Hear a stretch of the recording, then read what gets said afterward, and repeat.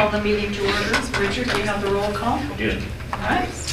And we'll begin with the invocation led by Larry Blankenship, representing Restoration Worship Center. So if we will all stand, please.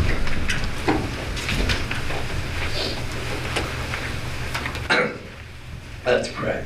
Heavenly Father, we just thank you and invite you here to this meeting tonight to just lead and guide these precious leaders of our community, Lord, and that there'll be great accomplishments made here tonight, and we'll just give you the glory for that. In Jesus' name, amen.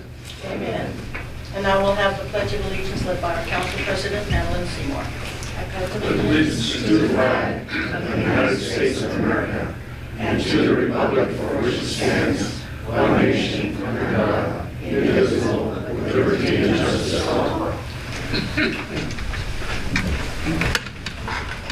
Okay, the first item on the agenda is the presentation of reviewing the facade improvement loan grant guidelines. Dana? All right, that one is me, and then I'm going to invite Peter and Margaret to come up from the Greater Bandon Association to answer any questions that you have. Okay. So just very briefly, so everyone's aware, the city has a facade improvement loan grant program, and how it works is commercial businesses, property owners, or renters are able to apply for funding that covers certain eligible expenses on the exterior of their buildings. In 2019, you all approved an expansion of that list, so we now can approve more projects. The funding is provided in the form of an interest-free loan that's forgiven over a 4-year period, and right now we cover up to a 50% cost, so it's a 50% match to what they put in. The Greater Bandon Association has been requesting that we reconsider that 50-50 match and instead look at a 70-30 match. So the city would forgive the 70% and the property owner would be responsible for that 30%. Again, it's over a period of time. They have to remain in business during that period of time. And the reason why they came up with this idea was because the money comes from urban renewal, which is put in place to allow, to make sure that businesses are improving, which then increases the amount of money in urban renewal, and it's a cycle. With all of the new changes being made, Margaret's been working on lots of great stuff at the chamber with facade improvement. We want to see if we can increase the amount of money that's going into improving those exteriors. So I attached a copy here for you. Tonight's just a presentation and discussion to sort of get where you're at. And if you would like to proceed, you can direct staff to make an amendment that we can bring to you either at the special meeting later this month or next month's council meeting. And I'll ask if Margaret and Peter, if I missed anything, you're welcome to pop up there. No, I don't think so. Come on, come on. I have a question for City. Yeah. How much do we set aside out of urban renewal for these programs, these grant programs? Because somewhere in here it says, you know, until we run out of money or something like that. I'm not sure. That's a good question. We budget an amount every year based on what we anticipate in terms of loan applications coming in. Okay. So, And Councilor, it's a program that's gone almost entirely unused, unfortunately. No, I know. That's the sad part. And that's really the goal here tonight, is to try and get to make it more of an incentive to use that program, because we have a lot of redevelopment going on with the port redevelopment project and the potential new hotel down there and new light posts and all that. It's a program that we're trying to get utilized right now. There are some buildings that look a little shabby, and the bottom line is if somebody can't afford the $5,000 split on a $10,000 project, they're not going to be able to afford the $10,000 split on a $20,000 project. Right. So this just makes it a little bit more user-friendly. We think people will take advantage of that. Well, and isn't this actually the real intent? I mean, we use urban renewal money for a lot of things, Yeah. but probably nothing is more valuable and more intentional as to what the money's for than to clean up some of these Absolutely. buildings, and that's really that's where the money's coming in and we should be upgrading these buildings, and if that's what it takes to get these people, you know, if they need this incentive, I think we should do it. Absolutely, and knowing what we have in that Urban Renewal One fund, Yeah. these are small incremental Exactly. changes that do huge, make huge changes, so. So, the maximum that someone can do for the grant is 10,000, right? But it's 5,000 right now, we're proposing 10, is that correct? Well, that was already adopted. Yeah. Yes. That was already adopted, okay. In 2019, we made that change, but we also at that time came and asked for that 70-30, but that didn't get passed at the time. Right, So now we're coming back saying, we've got to make this program a little bit more user-friendly. absolutely. More attractive. Mhm, I absolutely. mean, the more attractive we make Bandon with our signs on buildings, the longer tourists are gonna stay. For sure. Yeah. the more tourists will come. Well, yeah, that's Because good. we are hearing a lot of folks that are saying Bandon Looks looks run down. very much, very much. I heard It's that very too. Yes, exactly. It's very concerning for me at the visitor center of Chamber. It's like, whoa, we got to do something. We absolutely have to do something. Right. Anybody else have any questions? I'm 100% in favor. Oh, yeah, I think we all are. Well, I am. But we're not Comments, voting tonight. questions? No. Well, but don't we, No, we don't vote. not You can tonight. direct staff. We would and direct they'll bring staff. back It next doesn't month. have to take a consensus at least to direct staff. Yes. I'm okay with it. How many people are in favor of directing staff to bring us back the forgivable portion of the loan to 70 from 50? I think it's all of us. No, I don't think it is. Oh, Are you in favor, Josh? Mhm. yeah, he raised his hand. Are you in favor too? Oh, okay, so it is. Yeah. It's everyone. Chris just didn't raise his hand. All right. Thank you. I can only Okay, live- Thank you. I can Thank only you. live one way at a time. Thank you. Thanks, Peter and Margaret. Okay. 1140 Berry Road. Next item on the agenda is a hearing for amending Title 17 of the Bandon Municipal Code, Ordinance 1653, amending Title 17 of the Bandon Municipal Code. Not sure why it has to say that twice, but I only read what's on the paper. So I now declare this public hearing open at 7:07 on March 6th. This is an official public hearing before the City Council of the City of Bandon for proposed changes to Title 17 of the Bandon Municipal Code. Applicable criteria related to this action are listed in the staff report, available online through the city's website and as part of tonight's meeting agenda. Please address your comments to these criteria or the criteria you believe apply to this decision. What does the staff have to report? All right, so the Title 17 changes that we're proposing tonight were sort of remnants from the code cleanup that we did last year. There were a couple things that we felt like we needed to talk in further detail about that couldn't be in that sort of omnibus bill. So we've got three things. I'm going to just read them to you. So the first one is making an amendment to Chapter 17.40, the Old Town Commercial Zone. Which would read, in the C1 zone, off-street parking shall not be required for any outright permitted use. So that means that conditional uses still have to have their own parking, and that would be things like hotels and motels.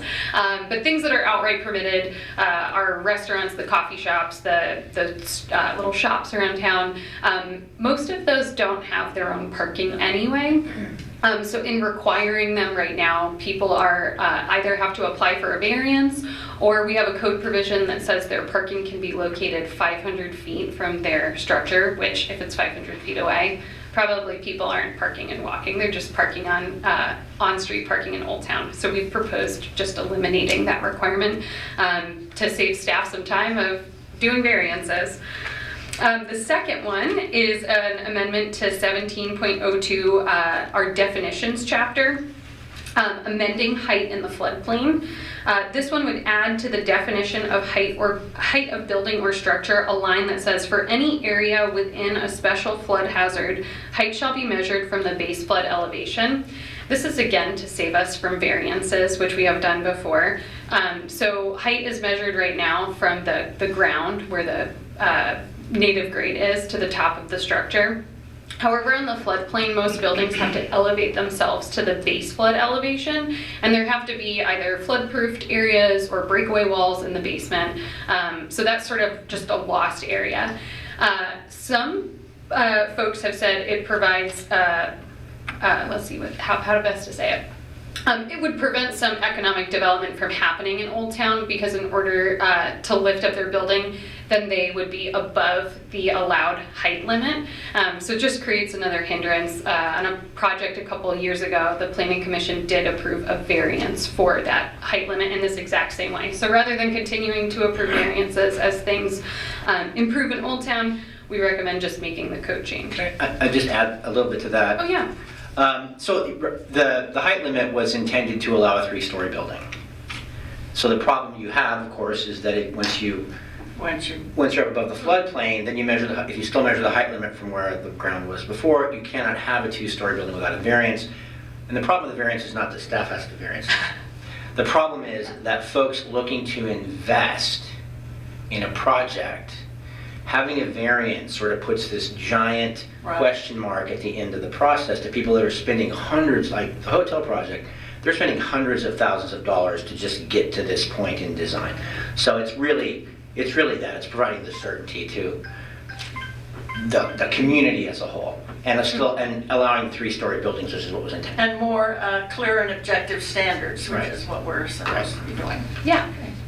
And then finally, there's sort of a combo here of allowing structures within required setbacks. So one would be an amendment 17.02, again, definitions, would add to the definition of structure. A structure does not include paved areas or vegetative landscaping materials. And then in chapter 17.104, supplementary provisions, a new allowance in the projections from buildings to allow porches, decks, steps, and similar open structures not exceeding 30 inches in height may encroach into setbacks provided they maintain a minimum 5-foot setback, vision clearance requirements, and do not conflict with utilities or other easements. And where that came from is we have a lot of people in town who put up, let's say, like decorative sculptures in their front yard, or they built a house and then they want to add a door onto the side of their house instead of the front. And we don't allow them to put their stairs out there. Raised beds are now really big. Flower beds or garden beds in your front yard are very popular, and our code technically says you can't have them in your front yard. So I think that this is a proposal in reasonableness. The Planning Commission, I would say out of all 3 of these, talked about this one the most and sort of discussed the 5-foot, universal 5-foot setback for these. Primarily where it comes into play is the front yard. So they did discuss maybe changing it in the front yard, but again, that's up for you guys to determine tonight. So it'd be maintaining a minimum 5-foot setback, but allowing small open structures into those areas. Long overdue. Any questions? Yeah, and what's funny about at least this last one, and I've been finding this was a discussion that the Planning Commission had, I think, in the 90s. Yeah, when Penny Ellen had her deck and had it rip it out. Yeah, The and only thing I ever heard of it, it never. I'm not sure whatever happened with it, but the Planning Commission has discussed this item more than once. Yeah. Okay, All any right. questions? Madam Mayor, I make a motion to pass. Wait a minute, we have to go on this. Oh, you have to close. Don't we have to go through all this? We have to have a hearing. Yeah. Okay. Oh, Nature, all right. We will now move into public comment. This hearing is to be orderly and courteous. When it becomes your turn to testify, please state your name and address for the record. You will be given 3 minutes to share your comments. Please be mindful of your time. Are there any counselors who wish to ask questions of this person? Oh, the person hasn't spoken yet. So now, is there anybody in the public that wants to address this? Anybody on Zoom? If not, well, then we don't have, that's what I hate about these scripts. They aren't really, okay. Does staff have any comments or information to add at this time? Nope. All right, I'm closing the hearing and the council for council deliberation. Anybody have any deliberation? Anything they want to say? no, except I'm in violation. I have raised beds in my front yard. How dare you? I know, I never knew. I have a deck. Let's pass this thing right away. All right, do I hear okay, I guess I can request the city attorney to read ordinance 1653 by title only. Thank you, Madam Mayor. This is ordinance 1653, an ordinance making changes to Title 17 of the Bandon Municipal Code and providing an effective date. Make a motion to pass ordinance to a second reading by roll call vote. All right, Richard. Oh, it's been moved and seconded that we pass it to second reading by roll call vote. Richard? Councilor Vick, Yes. Councilor Pacetto, Aye. Council President Seymour, Yes. Councilor Adamson, Aye. Councilor Smith, Yes. Councilor Powell. Yes. Let the record show that it has been passed to second reading. Do I hear a motion? Oh, would we need the read by title only again? These regulations are crazy. But Ordinance 1653, an ordinance making changes to Title 17 of the Bandon Municipal Code and providing an effective date. Motion to adopt ordinance 1653 by roll call vote. Second. Been moved by Madeline, seconded by Jerry to adopt ordinance 1653 by roll call vote. Councilor Vick, Yes. Councilor Pacetto, Aye. Council President Seymour, Yes. Councilor Adamson, Aye. Councilor Smith, Yes. Councilor Powell. Yes. Let the record show that ordinance 1653 has been adopted. Okay. Now we will go to 1654. I now declare the hearing open at 16 after on March 6th. This is an official public hearing before the City Council for proposed changes to Chapter 16.12 of the Bandon Municipal Code regarding the regulation of vacation rental dwellings. Applicable criteria related to this action are listed in the staff report available online through the city's website and as part of tonight's meeting agenda. Please address your comments to these criteria or the criteria you believe apply to this decision. What does the staff have to report? All right, I'll start off by saying that the Planning Commission has been talking about this topic for a really long time and has spent multiple work sessions. I think we had 3 work sessions and 2 public hearings. So we have been taking public comment, hearing what everyone's saying, and we think we've come up with something. So I'll start off with next. Can you go to the next slide? So I just wanted to give you an update as to what we did last time. So we last looked at this ordinance in 2018. During the last update, we defined what an existing single-family detached dwelling meant, and we said it had to be at least 3 years old. We confirmed that single-family detached dwellings are the only eligible dwellings for vacation rental status, meaning that if you're a multi-family property, you cannot apply. We also restricted vacation rentals within the CD1 zone to only be allowed in an overlay zone that was give or take about 400 feet within Beach Loop Drive, so excluding the Seabird Drive area. We also limited those vacation rentals to a specific applicant and owner that did not transfer upon sale, so you would lose your vacation rental status if you sold your house or you changed your applicant or owner. And then we stated that the maximum occupancy could ultimately be determined by the Planning Commission based on site-specific information and neighborhood characteristics. So then this ordinance update, we've done a little bit more work. So where this proposed change came from was that we realized that the way that we were doing our saturation rate calculation had some unintended consequences in it. The way that it was defined clearly excluded those multi-family properties that we were talking about that are grandfathered in at this point. So unfortunately, when we looked at the information, when we did our calculation by drawing a radius around the property requesting to become a vacation rental, there were actually multiple units within that radius that were not being counted at all. So we have some neighborhoods that then became what we'd call oversaturated with vacation rentals.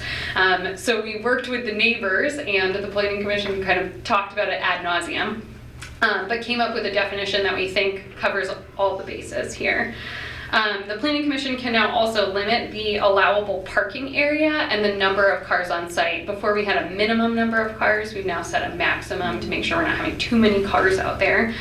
We're going to require a 96-gallon trash service, so that's the biggest that they offer. One of the biggest complaints that we get about vacation rentals is the amount of trash that's created by them.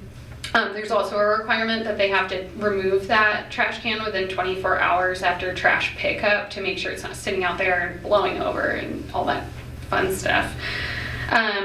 We are also going to require that all other permitting agencies provide approval before operation, so it'll just become that standard condition of approval that says, you know, all local, state, federal regulations must be met.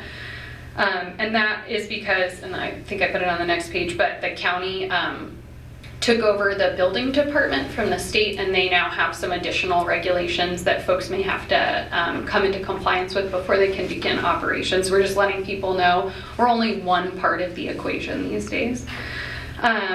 We also added a requirement that rental permit information has to be posted inside. So there's going to be a rental permit given out to everyone that will state what the maximum occupancy is, what the Bandon non-emergency and emergency information are, just ways that if someone's staying in town, they know what this place is supposed to be operating at, and they know who to contact in case of issues.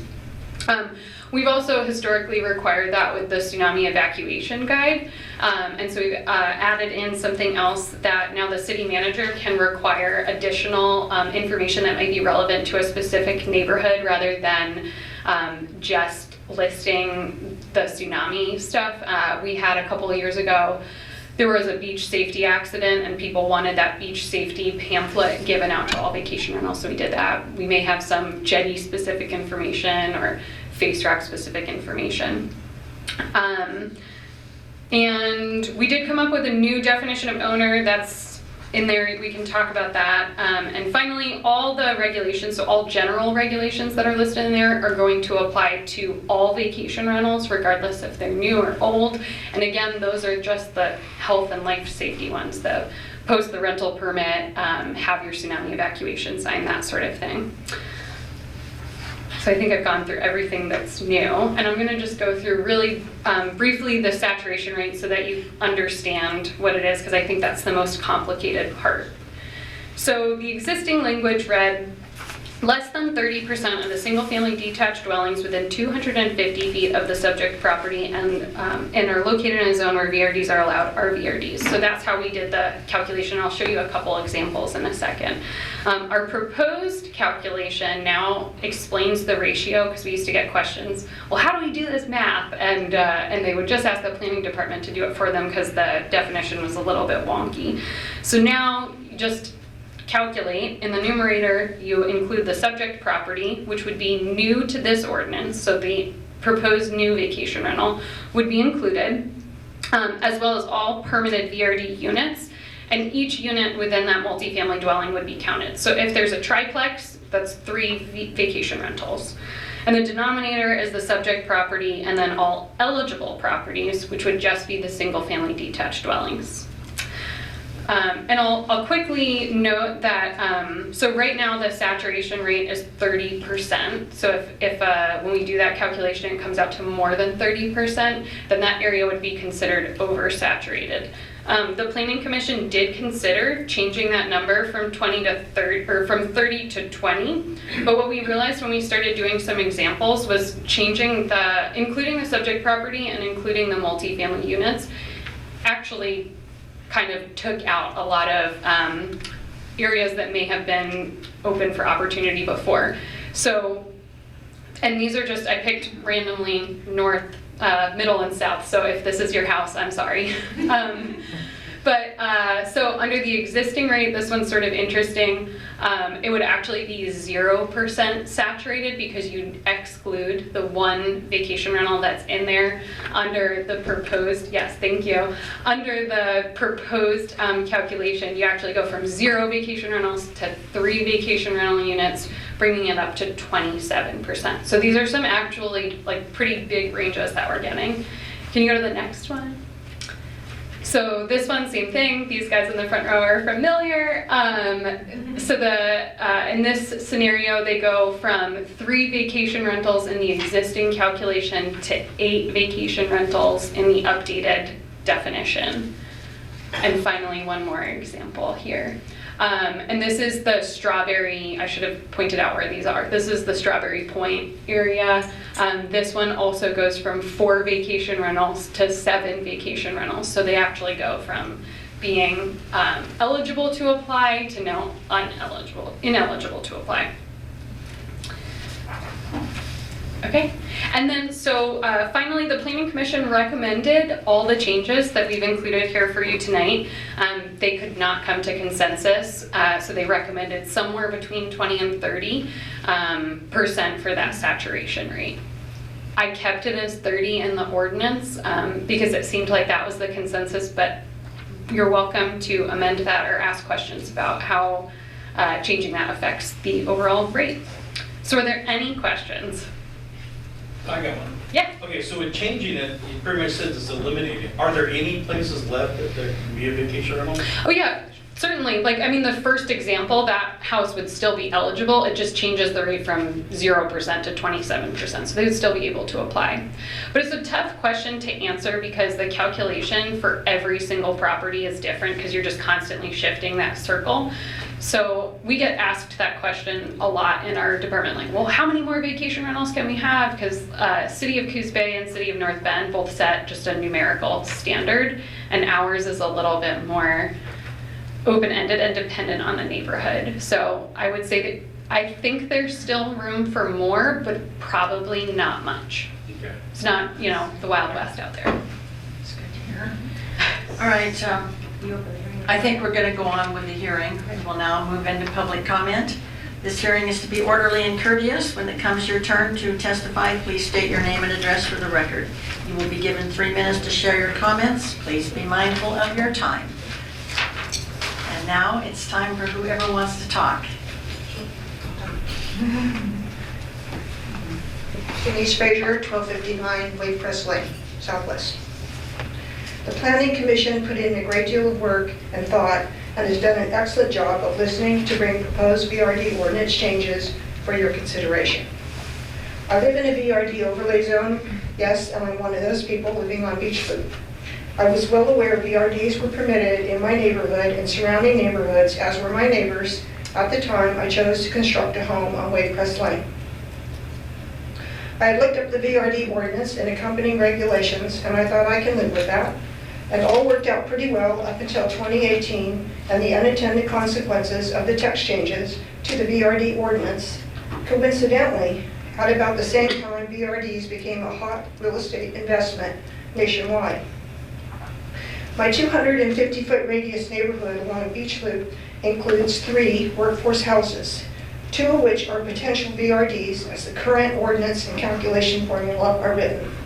The third, a duplex, could be converted back to a single-family dwelling, allowing for yet another VRD in place of workforce housing. The VRD at 1247 Wavecrest, approved in 2019, a bluff-front, $1 million home, was a long-term rental occupied by a working couple before it was sold to a family trust to operate as a VRD. The original intention of the VRD ordinance was to allow VRDs in the CD 1, 2, and 3 overlay zones without creating VRD neighborhoods. My 250-foot radius neighborhood currently has a 54% VRD saturation to single-family dwelling ratio, according to the proposed changes in front of you. And we aren't the only 250-foot radius neighborhood along Beach Loop finding ourselves oversaturated with VRDs. I ask that you adopt the proposed changes to our VRD ordinance as recommended by our Planning Commission, returning us to the intentions of the original VRD ordinance, allowing for VRDs while preserving neighborhoods and workforce housing within the VRD overlay zones. Thank you. Does anyone have any questions of Denise? I have a question for Dana later, because I'm not understanding you. About Well, you're saying that you've got a 54% saturation rate in your 250 foot radius. radius. How does that happen? Can you go back to the one of the It was an unintended consequence of the 2018. our favorite word, one more. Let's go. This one. This is their neighborhood. It's where like the Wade Crest area is. So There are 2 multi-family. Could you tell me what color is what? Oh, sorry, maybe I'll get up and I'll shout a little bit. Yeah. So this is just the example subject property to me. I don't know which one your house is. What street comes down this way? That's Beach Loop, right? Oh, okay. You're looking at Tisha Tang, Wave Crest, and Sandpiper. Beach Loop I'm familiar is right with, here. yeah. Beach Loop. Dan's gonna be Vanna White. Beach Loop is right there, and then the subject property would be the one in the center, right? And we draw the 250-foot radius around that. So the purple properties are all single-family dwellings. Dan's showing those. And then the green ones are vacation rental dwellings. So in the existing calculation, we exclude and we cross out the ones that say multi on them. So Dan's gonna cross those out. Yeah. And so those don't count at all. One of those I think is a 3-unit vacation rental and the other is a 2. So in the new calculation, how it would be calculated is all of those units count. So they would go from having 3 vacation rentals that count in the rate to 8, because that's what's actually there. So it oversaturates that area. Yes, but right now it's only a 23% saturation rate, the way that our code is written without this change. Okay, now I'm at a loss. So is it a vacation rental or is it a multi-family unit? What is it? I mean, if it's a vacation rental, Both. it's a vacation rental. It's a grant, yeah, sorry, go ahead. Maybe you can say better. Let me take a run at it. Okay. I don't know that it'll be successful, but our current language says you only count the single-family residences that are vacation rentals, because since 2018, that's all we've allowed as vacation rentals. In this particular neighborhood, there are existing vacation rentals, grandfathered vacation rentals in multifamily buildings. The current Okay, code. let me stop. So that was before 2018, it was a vacation. So I Correct. still don't see why we have to go back and not count that one then. That should be still a vacation. We're changing the code to allow us to count them. Okay. Whereas under our current language, as of today, we cannot count them. Once we count them, that neighborhood would be counted as having 57% saturation. Instead of the 20-something. Right. Under the language that we're proposing. Yeah. And it's because those multifamilies today, because of a quirk in the language, we don't count them. So all this really is saying is, we're going to count the multifamilies that exist. Except we're not going to close down these other VRDs. No. We're not closing down anyone that exists. Just not allowing any more. Right. Well, if it's over 30%, Yeah. which we have. In this particular circle, there would be no. But it allowed. stands right now at 30% in our ordinance, is that correct? Yes. Thank you. Okay. But now I understand your 54%. That was just like, how did that happen? Those are the unintended consequences of the 2018 Correct. change in our Correct. code, and we're asking you to address that and go with what the planning commission, By adopting this. by adopting Thank you, this. Denise, okay. Okay. All right. Thank you. Anybody else wish to address the council, Bill? Good evening, Mayor, councilors, and City of Bandon team members. My name is Bill Frey, and I live across the street from Denise at 1235 Wave Crest Lane here in Bandon. I want to thank everyone that spent a considerable amount of time reviewing these revisions and discussing them at length.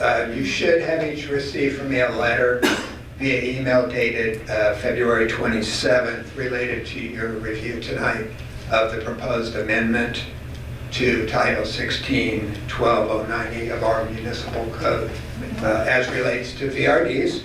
I'd like to just take a few seconds. There are a number of pending revisions, as Dana has pointed out, relating to the VRD ordinance. One of the revisions, what I consider to be the major one, which we just talked about, and that's the saturation rate calculation and changing on how that is calculated.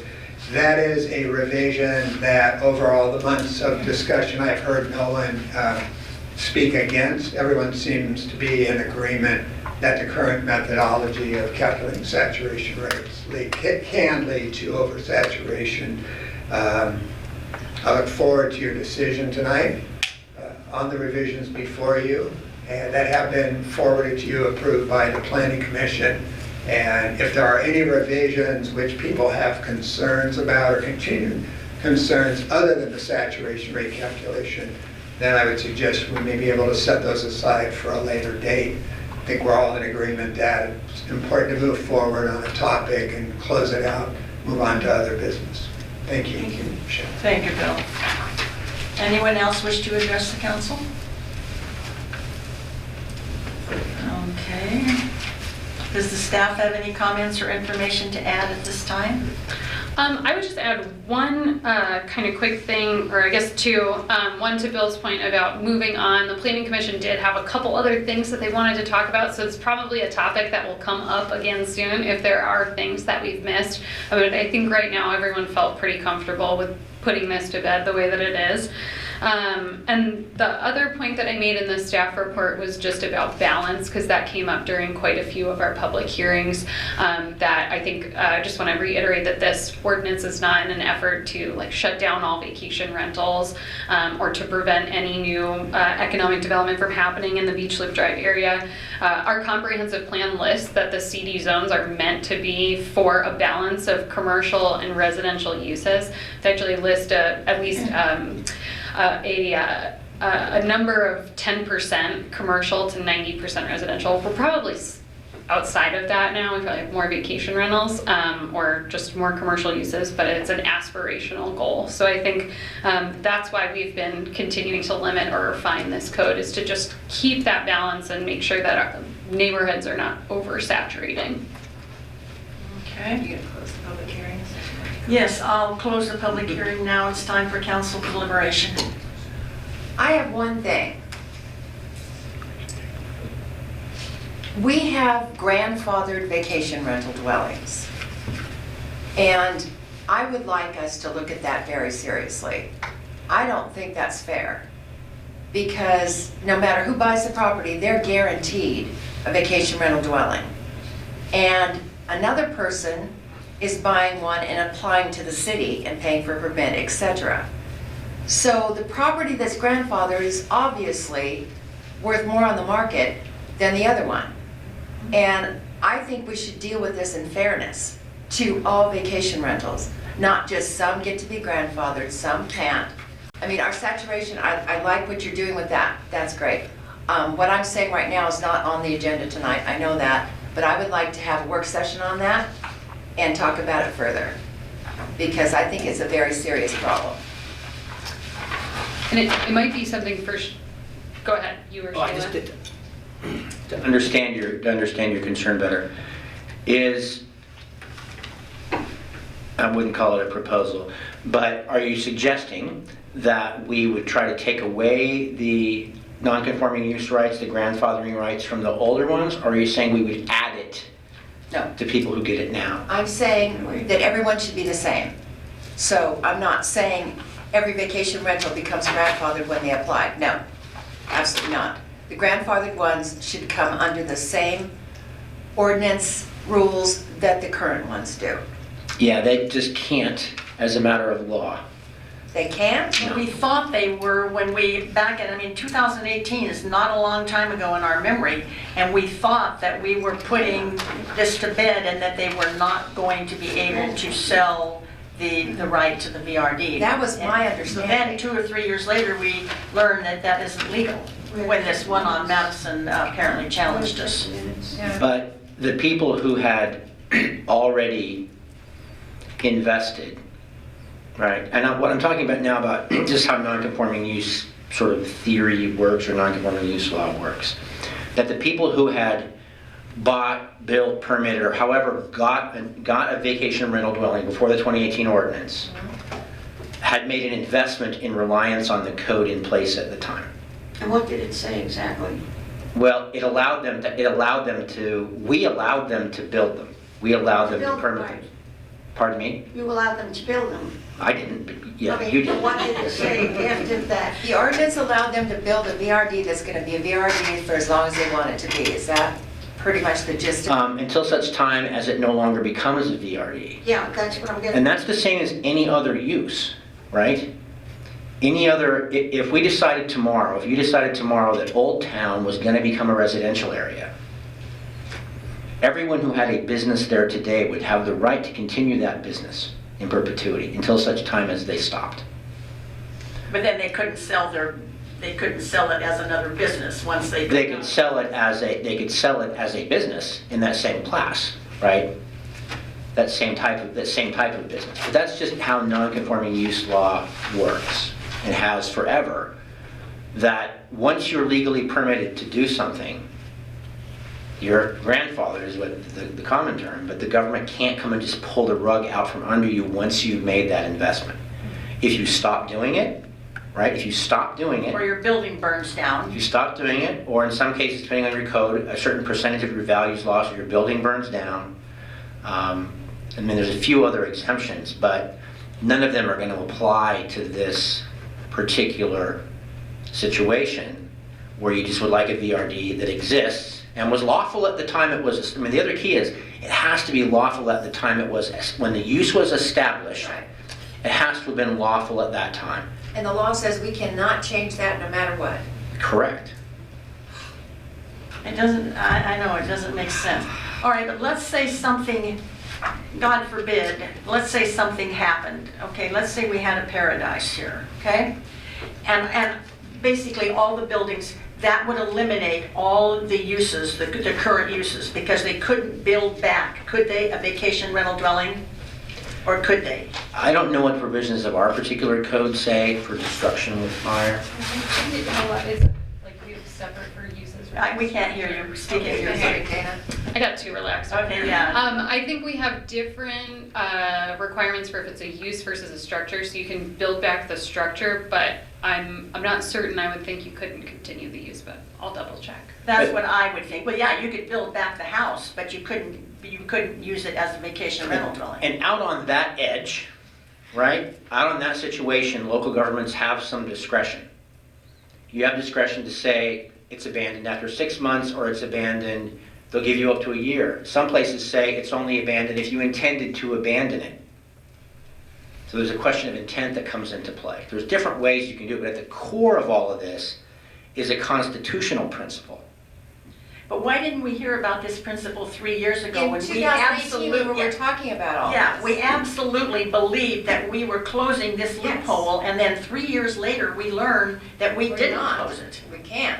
When somebody down there on Madison decided, or down on the jetty decided they were gonna like take it, threaten us with court, then all of a sudden, then we hear, oh, we can't do that. It's It's grandfathered. just like pulling the rug out, because we honestly believed. We did. we're Sitting up here, we believed that You was did what. too, Dana. And Dana Yeah. did too, we all believed it. The notion that what would happen over time was that as those things sold, they would no longer be vacation rentals. That's what. Exactly, And what we you believed. assume, right. Yeah, exactly. Right. That's not that's not true. And that's not true as to those that existed before the ordinance. That's weird.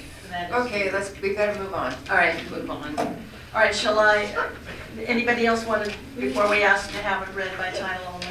Oh, yeah, we've got to make motions now, right? Okay. Oh, you have to ask the attorney to read it by title. Yes, could you read by title only, if I could find that, you know what the, Sure. This is ordinance 1654, an ordinance making changes to Title 16.12 of the Bandon Municipal Code regulating vacation rental dwellings and providing an effective date. Motion to pass ordinance to a second reading by roll call vote. Second. Been moved by, okay, roll call vote. Councilor Vick? Yes. Councilor Pacetto? Aye. Council President Seymour? Yes. Councilor Adamson? Ayes. Councilor Smith? Yes. Councilor Howell? Yes. Okay, it has been passed to second reading. Now, do we hear another motion? Or no, we have to have it read by Who has it title read? only. I don't know who set up these rules. I don't know who did either. They're certainly ridiculous. This is ordinance 1654, an ordinance making changes to Title 16.12 of the Bandon Municipal Code regulating vacation rental dwellings and providing an effective date. Motion to adopt ordinance 1654 by roll call vote. Second. Councilor Vick? Yes. Councilor Pacetto? Aye. Council President Seymour? Yes. Councilor Adamson? Aye. Councilor Smith? Yes. Councilor Howell? Yes.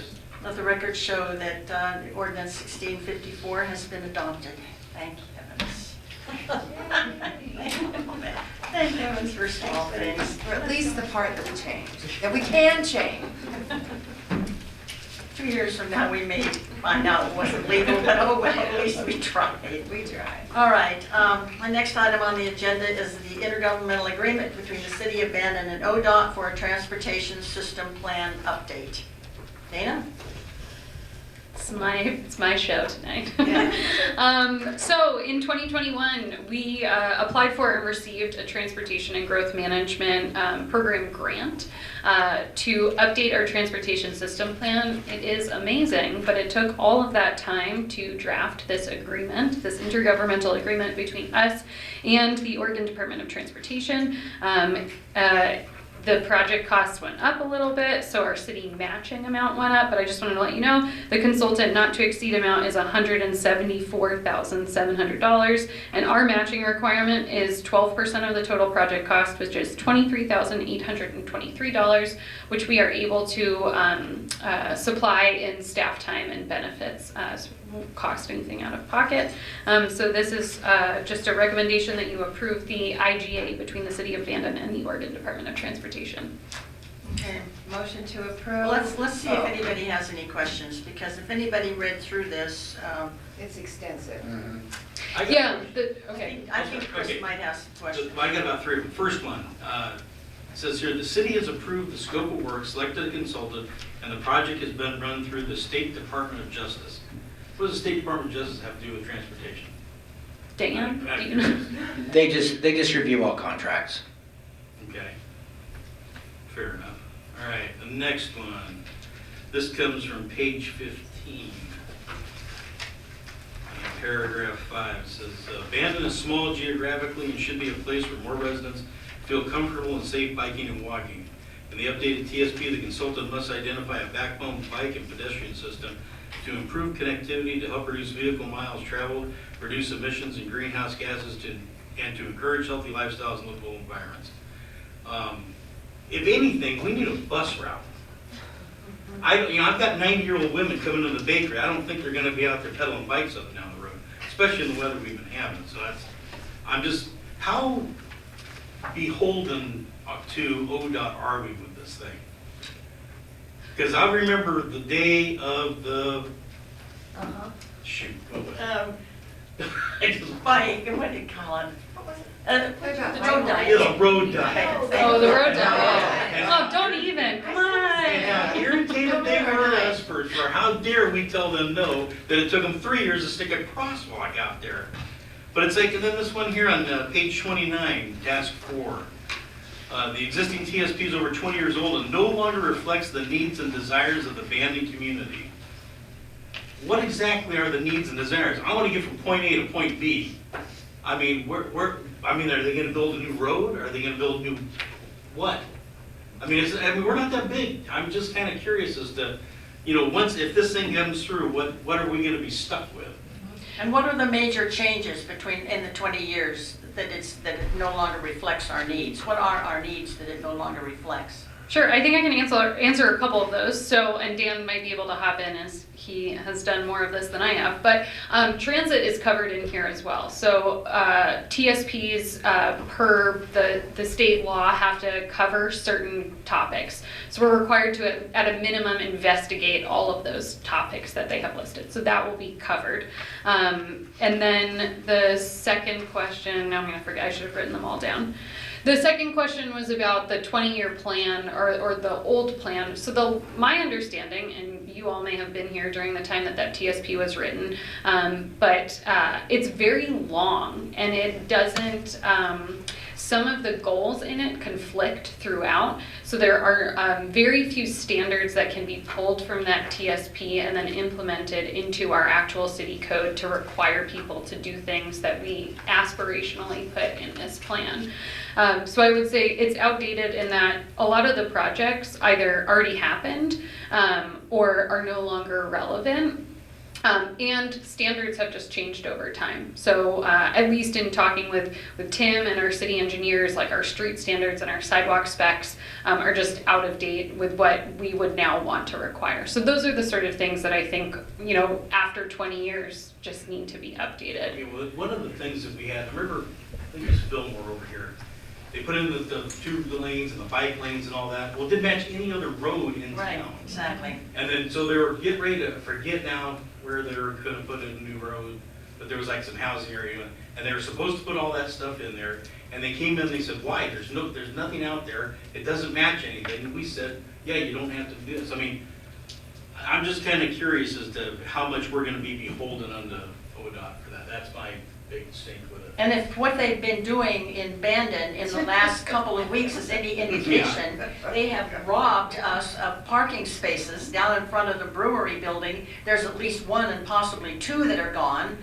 There's these big yellow metal things that I guess you're not supposed to drive on.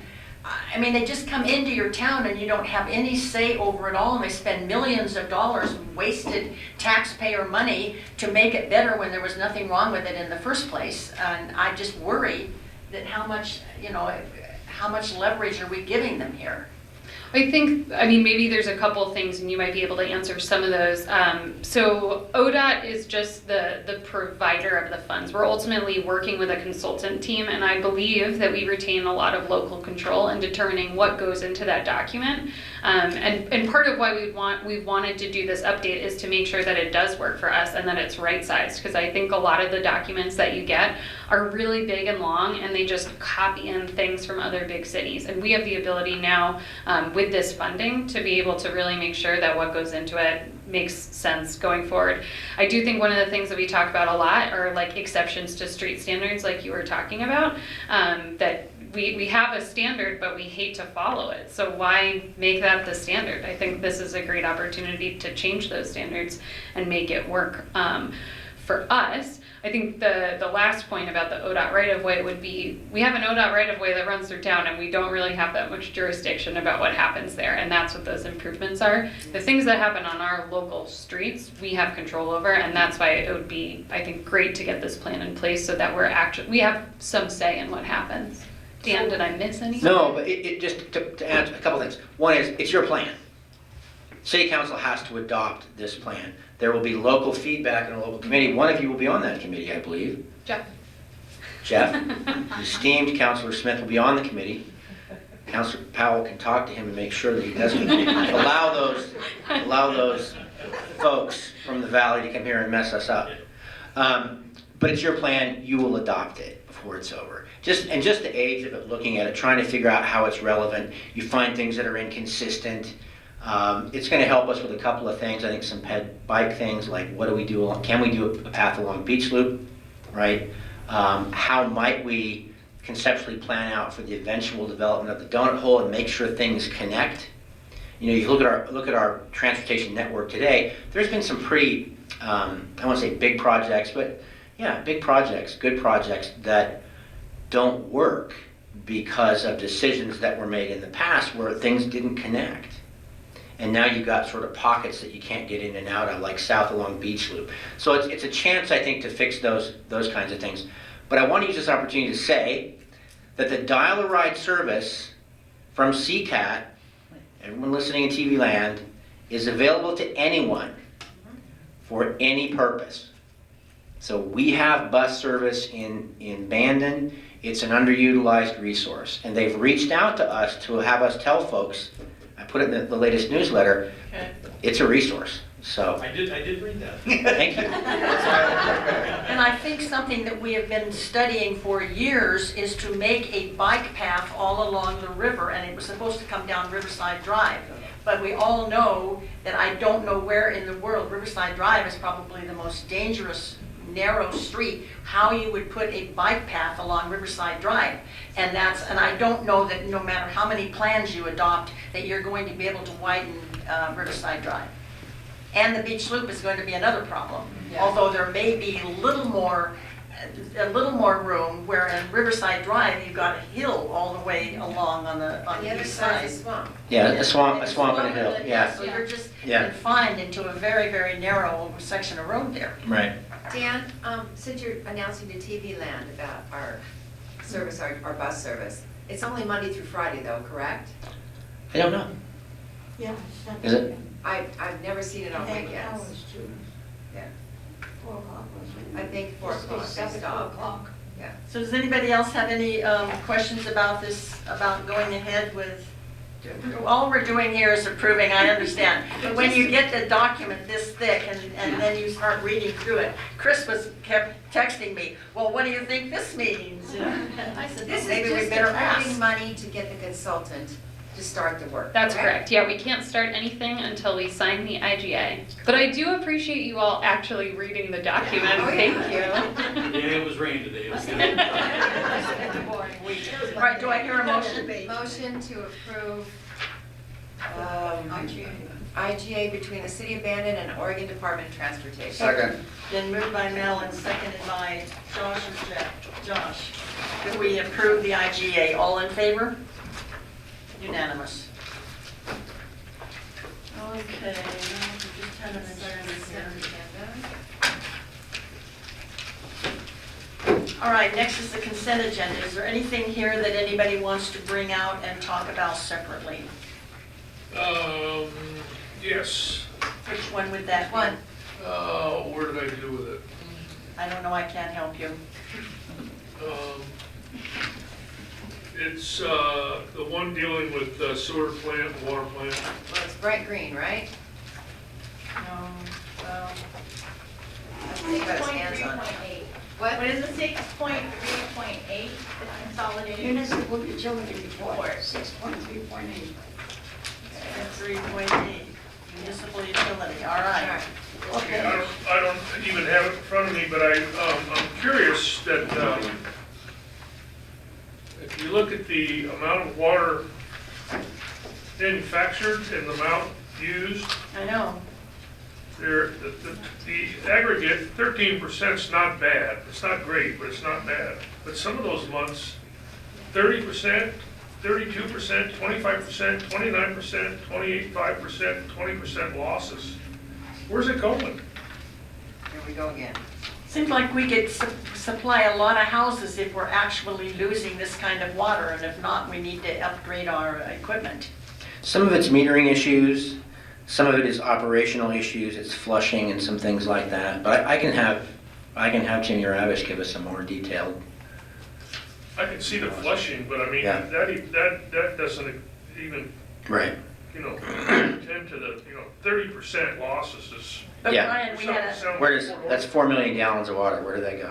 but then we had a loss of 30% in February, and then a correction of 32 onto the plus side in April. I mean, And in that's September, a lot of water. in September, we didn't lose anything. Yeah.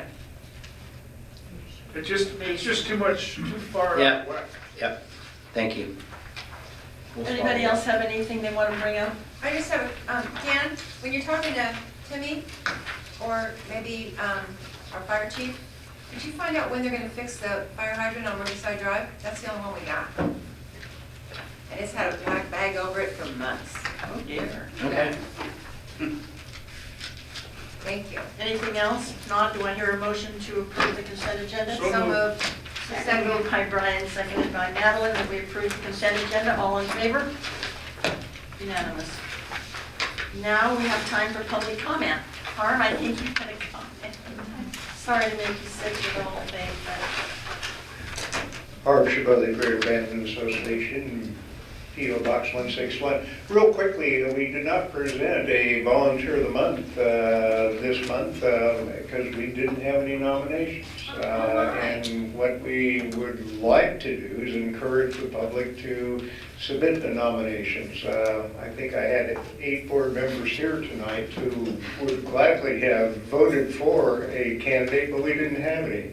As a board, we do not make those nominations. We feel it should be a community award. and we go to the community to ask that.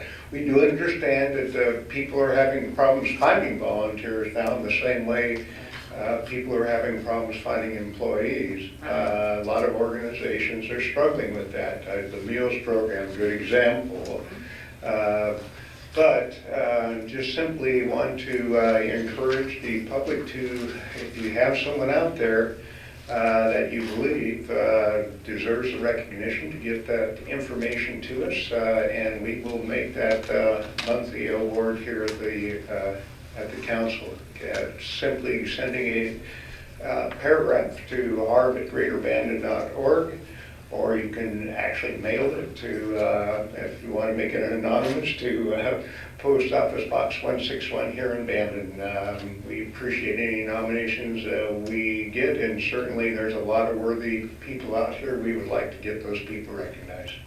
Great, Art. Thank you. Thank you, Art. Anybody else want to address the council? Gee, we're running out of employees and running out of Margaret, volunteers. you want to say something? I would like to, please. Okay. Good evening. I'm Margaret Pounder, 54177 Morrison Road in Bandon, Oregon. I'm the president of the Bandon Chamber of Commerce. We had a pretty exciting last couple of weeks, and I just want to bring the council up to date on a few things that are going on. We, last Monday, Tuesday, had a consultant come in from, her company name is Front Door Back, and she's working in Old Town because that's where Urban Renewal works. And we're working with about 10 or 11 businesses. She was able to consult with all of them. A couple of them had emergencies, but we had Coastal Mist. Bandon Vision was not able to make it, but Shawnette was good enough to draft photos of the front. Bandon Coffee Building, Tony's, Big Wheel, Bandon Vision, Winter River Books, Bandon Baking, Beach Loop Realty, Continuum Center, and Sassy Seagull. I think that was all of them.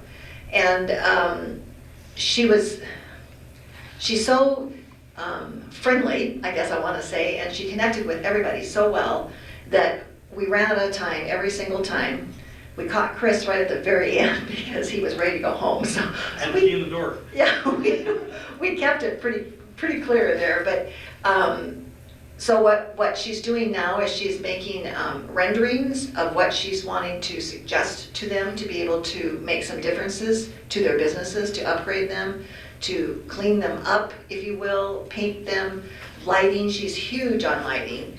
And what you can do with a light bulb at a certain lumen and a certain watt is amazing to me. I was just like, whoa, a light bulb. And so you'll see Kevin has already done it, Coastal Mist has already changed out some of his lightings. They all were excited about what she suggested to them. So her next thing is sending renderings to everybody, and then they will be, from then they kind of work with her as to, and part of the facade improvement loan will be part of that thing that we'll be sending them to that avenue for if they want to be able to improve their business. We're also working really hard with Tim, and I believe there's a new pressure washer that we're going to be trying to clean up a lot of the buildings in Old Town. It's huge. I mean, everybody knows that the shine on Old Town has kind of dimmed a little bit, and so we're working very hard trying to get that cleaned up because we're hearing too many times over that Bandon has lost its shine. So did somebody from Lloyd's apply to be no, looked at? no, nobody. Sorry. Get that in. I know. See, when you've got an elephant sitting in the middle of a room, it's a little difficult. Absolutely. Did you say something about coffee house? That Bandon Coffee. Oh. Yes, that building. Yes, for sure. Yeah, no. Yeah.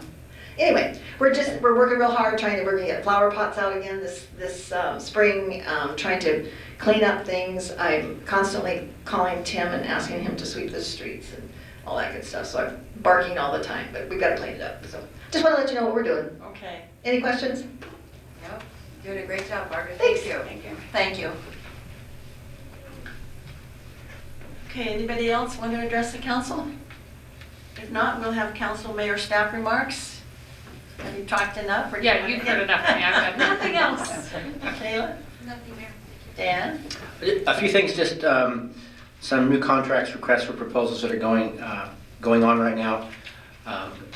New collections company, likely, we did an RFP. This is part of that effort to kind of clean up all these contracts, many of which are 20 years old or more and have never been rebid. So collections, we have an RFP where results just came in to take a look at the whole downtown streetscape. Issues like, sidewalks, streets, parking, look, just kind of, and this is based a little bit on what Coquille and some other cities have done. There's been some really impressive work done in these downtowns, so we thought, well, let's see what we can get for Bandon as well. Those all came in. We'll be reviewing them later this week. And then later this month, we got 3 proposals from executive recruiting firms, and we'll give those to you as well. Okay. Brian? The Sprague Theater sewer backup. This is the second time it's happened. Do we have any idea how it happened? And is it covered by insurance? I believe we have filed a claim. There are only guesses as to what caused the backup, so we don't know for sure. One of the things was it was built and nobody knew this. Well, they knew it when they built it, I suppose. But down in the rope pit and the orchestra pit, there are actually floor drains. Unfortunately, floor drains go 2 ways. Yeah. And we didn't know when we first saw the moisture in there, we didn't know what it was. So we thought it was siding or roof, given that it's a Sprague. It turned out it was a backup, so we got in there with a Vector truck. We pulled carpet out of all those areas. We're drying things out. We actually had to pull much of the decking off of the stage to replace it. The good and bad of that was some of it was moldy anyway, just over the years, and probably was due to it wasn't salvageable. We kind of, with the cost of plywood, we encouraged them to salvage, and they just said, no, you don't even want it. So a lot of mold there, but that was not a result of this particular event, but it had been there over the years, so. And do we have a time on when it's going to be back to normal? It's day by day, Okay, yeah. And we're in contact with all of the users, okay. so they all know. So the one's been canceled on the 18th, but what about the school? They don't know? The school, we don't know yet. We're hoping to be able to pull them off by the 15th, but they do have a backup. They can go to Marshfield if they need to. Oh, okay, So Timmy's in contact with them every day. Okay. okay. It was one of those, of course, you don't know what you got until you tear into it. So it's just really, honestly, been a day-by-day thing. So while we're talking about the Sprague, maybe you would just mention the management situation a little bit, so, because Sure. public keep asking us, and Sure. As of this point in time, there is no manager for the Sprague Theater. We're working with the users individually. The plan, pending budget, if we have enough money, would be to hire a consultant to sort of help the community come together and come up with a new strategic plan and business plan for the Sprague. Right? The Sprague is a great asset to the community. It is an asset that doesn't come close to paying for itself. We're probably going to be $1.2 million or $1.3 million over a couple of years into just doing siding and roof. And that's not a lack of maintenance. That's just it's gone through its 20-year useful life in that environment. So you're talking about $120,000 a year probably in just costs to maintain the building without even doing anything. So the idea is let's get a plan and we'll see if we have the budget. We'll then recruit for a new manager. Hopefully the plan and the budget will come together so we can have a manager that's actually going to be actively involved in marketing, more community events for the theater. Chip Casson, who was working there, had a lot of great ideas, in my opinion, about putting the community back in community theater.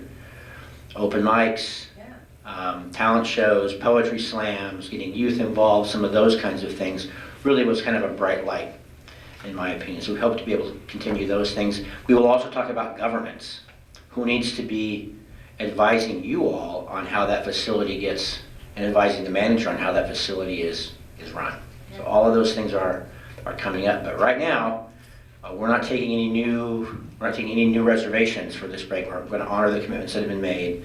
But for the next 3 months, we're not going to take any new action, new reservations. So there you go. But hopefully by the Kingston Trio on April 18th, Yeah. we'll be, because they're selling tickets. Yes. That shouldn't be a problem. Okay. Brian, did you finish? I'm done. Okay, Jer? Well, I was wondering, Dan, if you heard anything about the shooting on 11th and Beach Loop? No. Nothing, no. Okay. And I went to the last open mic, Oh. and it was very good. A lot of talent in this town.